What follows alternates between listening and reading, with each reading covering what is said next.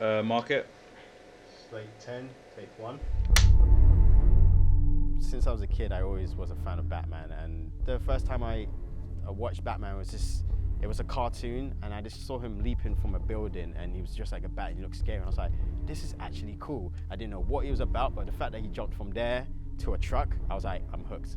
And I think also my brothers encouraged me to like watch it, and then the more they encouraged me, the more invested I got into it. I think the relationship between the two of them is very well explored here. I think it's a nice, interesting take on it. I think it's going to be something that people will want to see and they will enjoy seeing.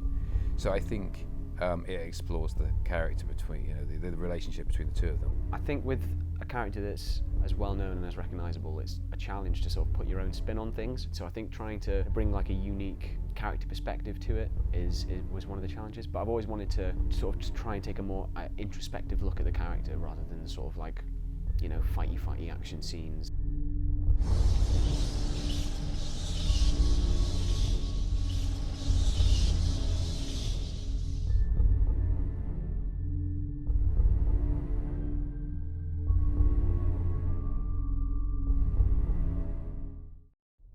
I've made a film previous to this, and as much as it did what it possibly could in the film festivals, I felt like I needed to try again and see if I can actually attempt to execute a certain genre which is very popular. And I felt superheroes nowadays are very, they're quite trending nowadays. Well, one thing that's quite unusual about Ronnie is that he's taken time before the shoot to get to know his actors and to spend time with his actors, and that's actually quite unusual.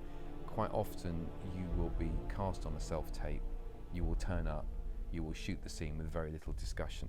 Now that actually can be quite useful because it means you can do what you want to do, but it is pretty impersonal. So with this production, I met Ronnie, we've discussed it, I know the kind of lines he wants to go down, I know the kind of lines I want to go down. I've also spent time with Kieran prior to the shoot. So if you put all of those things together, it's a much more personal approach than you would get quite often with directors who are just very busy and just haven't really got the time or to do that sort of thing. So actually I found it a very personal approach. When you've got a director that's very focused and has a vision, it's very easy to get into character and to play what you need to play. I remember thinking, oh damn, this is a role that I really want to play. How often do you get a chance to sort of play a role that's like this iconic? The more sort of self-analytical style of it will set things apart, because I think that's where there's layers of subtlety to the characters and the stories.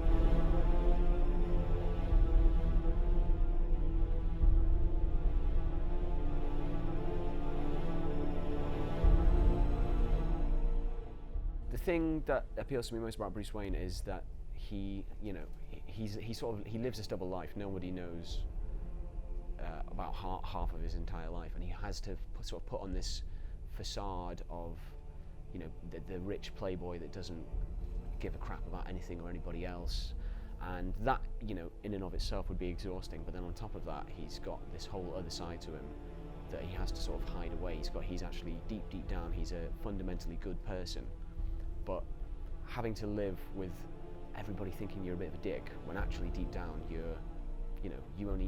know and want what's best for a whole city full of people, and that like their safety lies in your hands, I think is an incredible challenge that nobody can really understand. The basis of the story, that this is about a promise that Bruce has kept and is about his parents, but everyone kind of neglects the fact that even though his parents are gone, he's not alone, he has a family, and the only family he has is Alfred.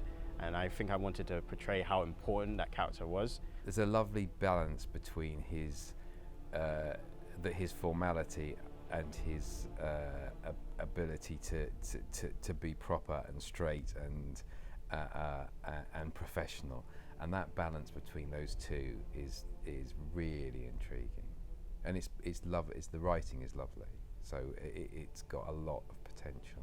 I have a couple of speeches where Bruce is talking about reliving the night that his parents died, and I think there's a lot of emotional scope in there to sort of deeply explore the character and really get in touch with the internal feelings of the character.